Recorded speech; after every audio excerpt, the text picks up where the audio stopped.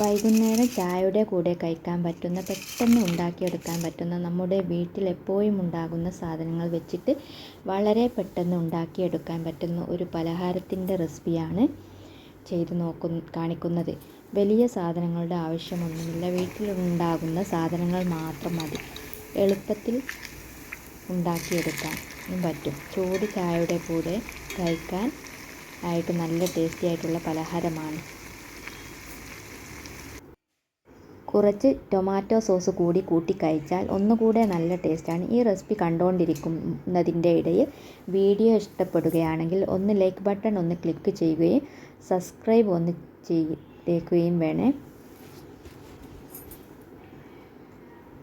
പുറം ഭാഗം നല്ല ക്രിസ്പി ആയിട്ടും അകഭാഗം നല്ല സോഫ്റ്റുമായിട്ടുമാണ്. അതുപോലെ തന്നെ നല്ല ടേസ്റ്റുമാണ്. ഇത് എങ്ങനെ ചെയ്തെടുക്കാമെന്ന് നോക്കാം.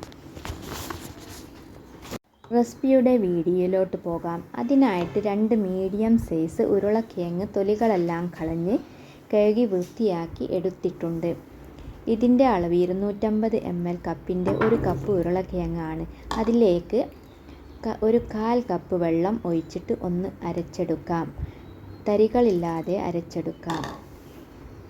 ഒട്ടും തരികളില്ലാതെ അരച്ചെടുത്തിട്ടുണ്ട്.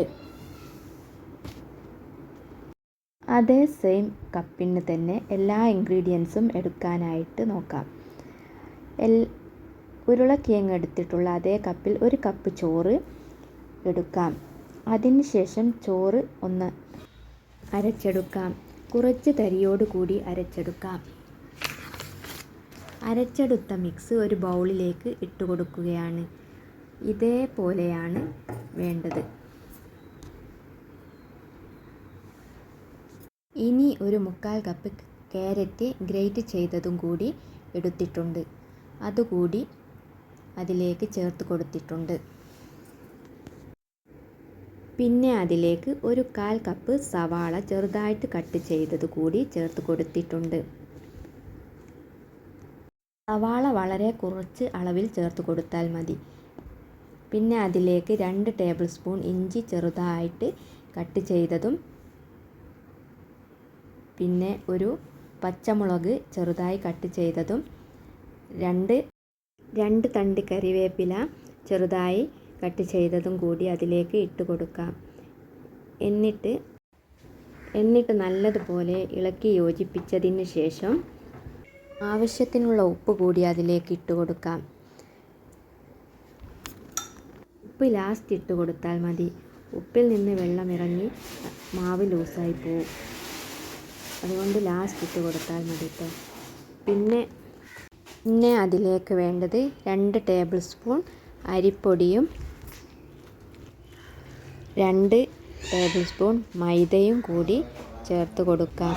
എന്നിട്ട് നല്ലതുപോലെ മിക്സ് ചെയ്തതിന് ശേഷം കുറച്ച് കായപ്പൊടി കൂടി ചേർത്ത് ഒന്നുകൂടെ ഇളക്കി യോജിപ്പിക്കാം.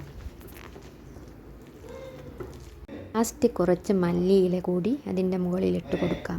ഓണാക്കിയതിന് ശേഷം ഒരു ചട്ടി അടുപ്പിൽ വെച്ച് അതിലേക്ക് നമുക്ക് കൈകൊണ്ട് ഇട്ട് കൊടുക്കാം. ഇട്ട് കൊടുക്കുമ്പോൾ പതയായിട്ട് വരും. പത പോയിട്ട് തിരിച്ചിട്ട് കൊടുക്കാം. ഇത്രയേ ഉള്ളൂ ഈ റെസിപ്പി. നല്ല എളുപ്പമാണ് ഈ റെസിപ്പി ഉണ്ടാക്കിയെടുക്കാൻ. എല്ലാവരും ഒരു തവണ ഉണ്ടാക്കി നോക്കിയിട്ട് നിങ്ങളുടെ അഭിപ്രായങ്ങൾ കമൻറ്റ് ബോക്സിലൂടെ അറിയിക്കുക. ഇത്രയും നല്ല ടേസ്റ്റാണ് കേട്ടോ അത് കഴിക്കാൻ.